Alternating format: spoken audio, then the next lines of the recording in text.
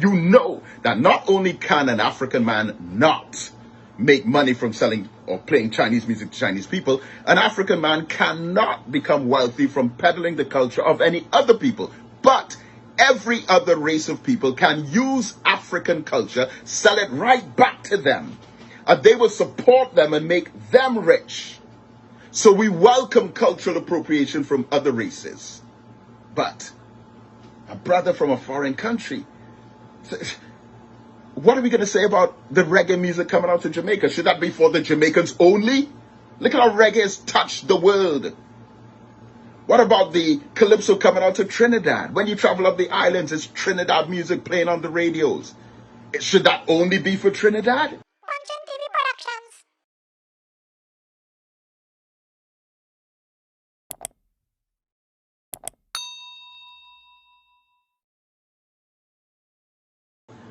So Hollywood actor Michael B. Jordan from the Black Panther movie is being accused of cultural appropriation because he has launched his brand of rum called Jouvert rum, and some Trinidadians think that he should not do that because he's not Trinidadian, or that is cultural appropriation.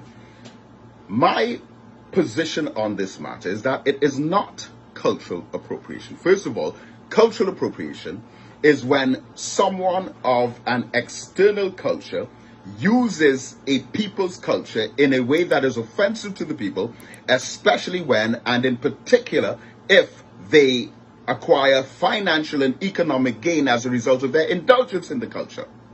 Carnival is an African revolutionary celebration where after emancipation, we, through the Canbalé festival, which eventually merged into the Carnival and the Jouvert traditions, that because of our liberation through emancipation, African people, through their festive spirit, engaged in dancing and the frolicking and mass and calypso music, African drumming, stick fighting, oral traditions, poetry. All of that is African. Michael B. Jordan is an African man from another part of the African diaspora where all of us were taken out of.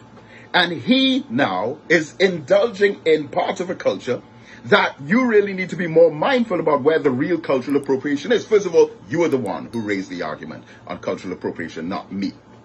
But if this is an African art form from African culture as a result of African liberation, then how come in Trinidad all the whites, the Chinese, the Syrians, and the French Creoles are the ones who are making money off it? And what you should really be complaining about is the fact that the real African artists, the Calypsonians, the soca artists, the pan men, the true mass men, could barely afford to buy food during the middle of the year, many of them. Pan men not being paid.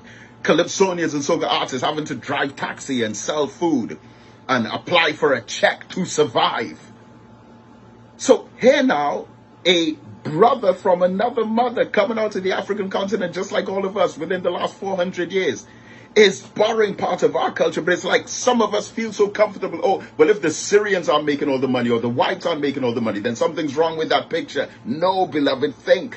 According to the Central Statistical Office's statistics in Carnival in Trinidad, using 2017 as an example, within a period of 19 days, we received 37,000 tourists who spent $334 million during that period, which probably represents barely a quarter of the economics and finances that Carnival generates. So you're looking at well over $1.2 billion in money spent for Carnival.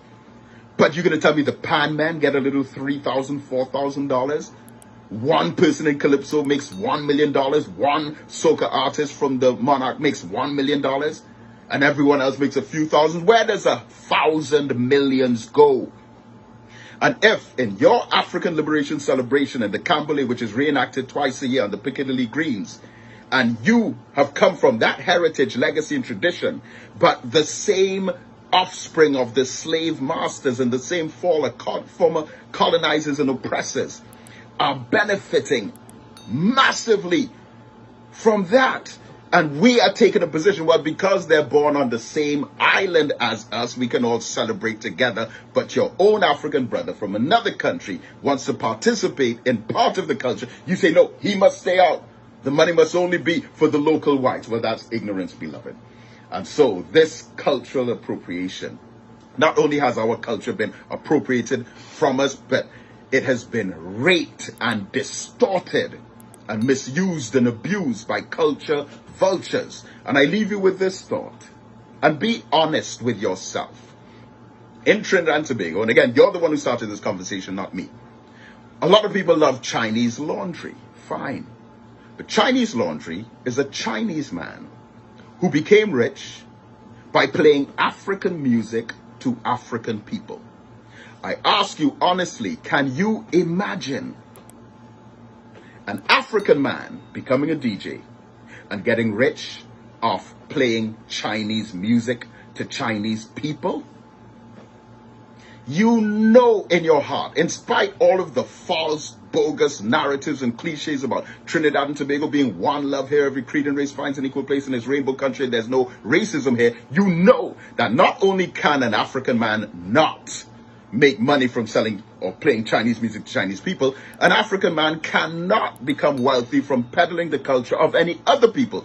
But every other race of people can use African culture, sell it right back to them, and they will support them and make them rich. So we welcome cultural appropriation from other races. But a brother from a foreign country, what are we going to say about the reggae music coming out to Jamaica? Should that be for the Jamaicans only? Look at how reggae has touched the world. What about the calypso coming out to Trinidad? When you travel up the islands, it's Trinidad music playing on the radios. Should that only be for Trinidad? What about all of the various expressions of the festivals? The Spice Mass of Grenada, or the Vincy Mass in St. Vincent, and the Crop Over in Barbados, and the heritage behind each of those festivals? Should they only be for the tiny few who were born on those pieces of rock? As we were all taken out of Africa and the slave ship passed, dropped us all off on different pieces of rock. Jamaica, Barbados, Trinidad, St. Vincent, St. Lucia, St. Kitts, Antigua, Dominica, Grenada, and then now the slave ship is passing back to pick us back up. But we're saying, no, I'm not your family anymore. I'm now committed to this island here. But that's your family. And if we don't think like family in the diaspora, we will continue to be defeated by others who think like a family. Because when they make their money off your African talent through Carnival, they ensure that they build their communities and support their people and circulate the wealth within their economic circle, while we are poor, hungry, ragged, naked, out of doors, deceived, oppressed, and exploited, thinking that we are defending Trinidad and Tobago by defending the brand Jouvert. No, you're only defending the 1%, their friends, their family members, and the politicians that they control. Think, black man and black woman, wake up and be conscious.